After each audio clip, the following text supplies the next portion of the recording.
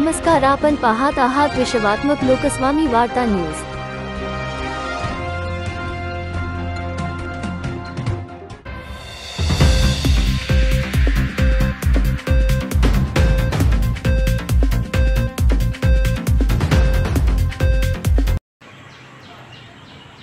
महाराष्ट्रातल्या कोल्हापूरमध्ये सेक्युलरवादी मुस्लिम फ्रंट या संस्थेने त्या ठिकाणी बॅनर लावलेले आहेत आणि हे जे बॅनर आहेत त्या बॅनरवरती त्यांनी असं म्हटलेलं आहे, अब बात हिस्सेदारी की, आणि यातून त्यांनी येणाऱ्या महाराष्ट्राच्या विधानसभा निवडणुकीमध्ये 15% जागांचं आरक्षण मुसलमानांना मिळावं अशा प्रकारची मागणी केलेली आहे।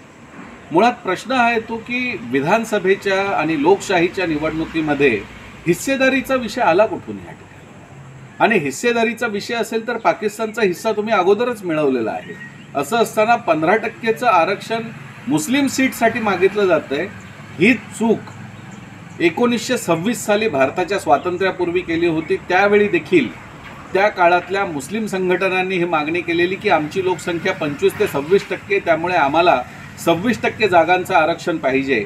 आणि तत्कालीन ब्रिटिश सरकारने त्यांची ही मागणी पूर्ण केली आणि याचा परिणाम असा झाला की 26%च्या जागांच्या आरक्षणामधून पाकिस्तानची निर्मिती 1947ला झाली। म्हणजे 1926ला 26% आरक्षित जागांची मागणी झाली आणि काही वर्षांमध्येच आपण बघतोय की पाकिस्तानच निर्माण झालं।